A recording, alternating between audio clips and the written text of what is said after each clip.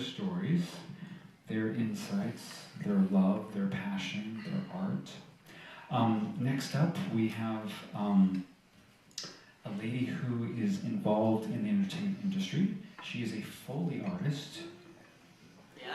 Yeah, because we're cultural creatives, we know what that is, right? She's won three Emmys as a Foley artist. So let's give her a round of applause just for that. She's also an amazing person, human healer, and yoga instructor, and she's going to be doing 5 minutes for us. Are you ready? Are you ready? That's right. Come on. Please welcome Monique. Monique.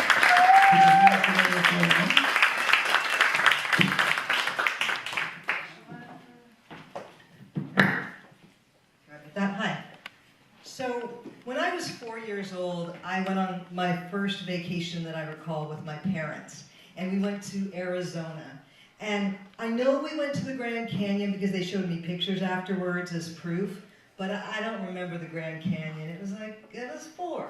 But what I do remember about that vacation in Arizona was the parking lot in Scottsdale between the cheap motel we were staying in and the diner where we ate dinner. And we were walking in between those two spots, and 4-year-old me notices some big succulent with little bulbous, colorful things growing from it. And I asked my parents, "What is that?" And my dad said, "Those are pears." And I quickly, greedily grab onto the pears with both of my hands. My dad didn't speak English as a first language, he was French. And the part he negated to mention was that they were prickly pears. So based on the limited information I had, I acted as I did. And then we spent the next few hours picking pear prickles out of my young hands. The next night, when we were walking to the same diner, I didn't pick any pears, but I did ask my parents why I didn't look like them. You see, my parents were much older than me. People thought they were my grandparents. My dad had piercing blue eyes. My mom had red hair shellacked into a bouffant on top of her head. As I recall, she usually had a Camel cigarette in one hand and a tumbler of Mai Tais in the other. And I didn't know much about the biology of things, but I knew that I didn't look like those people, and my friends did look like their families. And they said, "You know what, we don't want to lie to you." Later, they lied to me about a lot of things. But at this moment, like I never got that pony they promised, but at this moment, they wanted to be honest with me, and they said, "Well, you're adopted, and we love you very much, and we went all the way to Pakistan to get you, and we got you when you were 5 days old, and we brought you back here, and we hope you're okay with that." And I was like, all right. And when we got home from that vacation in Scottsdale, they showed me pictures of Pakistan. And I was really unimpressed. I thought, this looks a lot like fucking Scottsdale. Like it had the same color palette. There were no bulbous prickly pears, but there were monkeys. And I'm like, wow, I'm so glad I didn't grow up there. And I was raised in suburban San Dimas, which I didn't care for all that much, even as a child. And the older I grew, the more I realized I didn't have a whole hell of a lot in common with my parents. Like, I didn't get them, they didn't get me. It was a mutual kind of thing. You know, my friends' parents were into the Beatles, into the Doors. They were cool. My parents, they listened to big band music, and they sprayed cheese onto unsuspecting crackers.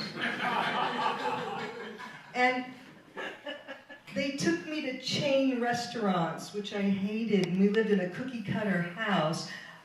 But you know what? I'd take a bloomin' onion from Chili's any day over an arranged marriage in Pakistan. So I was still really grateful to have been brought up by my mom and dad. But they never really understood why I was a theater major, or, you know, why I had so many longtime female roommates. And when I was in my 30s, they ended up both passing away as they were older, and people do that. And people often ask me, you want to look for your birth family. And I'm like, I think I'll take a pass on that because, if my San Dimas family didn't get me, certainly the Pakistan people aren't going to, right? But then I did a 23andMe thing about a year ago. And I mainly did it to find out what my real background was, if I had anything in me besides Pakistani, and also to see about the health prognosis of my future. And I did check on the DNA thing, and I had 0 matches, and which is what I expected, right? I didn't think people in Pakistan are doing 23andMe. I just pictured this primitive Scottsdale type place, and then people aren't doing that kind of thing. But then, about 3 weeks ago, I got an email from 23andMe saying they had information for me about my likelihood of getting type 2 diabetes. And I did what any normal person would do before finding out their likelihood of getting type 2 diabetes. I ate a pie and some ice cream, and then I went home, and I went on the site. And then I also noticed that a 50% chance, by the way, and I went back through my other things on my 23andMe results. Yes, my second toe is longer than my big toe. And yes, at one point I did not like cilantro, but I actually acclimated because of prolonged exposure that happens when you grow up in Southern California. It's in everything. And after a while, now I actually love cilantro. But no, I didn't like it at first. And I'm clicking around, and then I hit this page that says, would you like to make yourself discoverable? And I'm like, I live in LA, doesn't everybody want to be discoverable? And so I clicked this button, and all of a sudden I felt like an old lady in Las Vegas. It's like ding, ding, ding, ding, ding. I had 925 DNA matches. Now, most of them were like cousins so distant I could fuck them and it would be okay. That's not a life goal or anything, but I needed to the kids. But at the top of the list, I saw that I had a 25% match with someone who is my half-sister. And I'm like, holy fuck, I have a half-sister. And so it was late at night, and I wrote her a message through the 23andMe website. And then the next morning when I woke up, she wrote back. And she said, oh my God, this is amazing. She said, I grew up in Pakistan, but I went to New York for college, I went to Columbia, and now I live in Charlotte, North Carolina with my husband and 4 kids. And I'm like, holy fuck, I have a sister. I thought I was alone here. My parents are dead, I have no family. And she's like, well, now you have a shit ton of it. You have nieces and nephews. You have 3 brothers, 2 of them from different mothers. So my dad was a fucking whore, which is awesome because now I have all of these other people that are my siblings. And I have yet to meet any of these people, but I did book a flight to Charlotte, North Carolina. I'm going in a week. And I'm so excited. Like at this point in life, I realized that my assumptions about Pakistan were about as accurate as my assumptions were about the damn pair. Because my family, as far as I know it, like from what I'm told, most of them have an Ivy League education, many of them are artists, and they're not these closed-minded, narrow people that I was expecting when I thought Pakistan. So now it's going to be interesting. When I go to Charlotte, I have this feeling that they're not going to take me to Applebee's.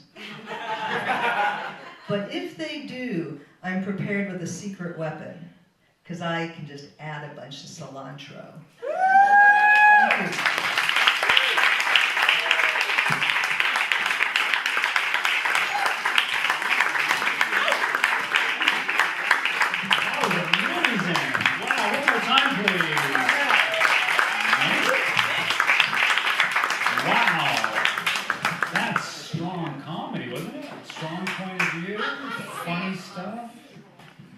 Cilantro, nice callbacks. Come on, we're all people. We know what we're talking about here, right?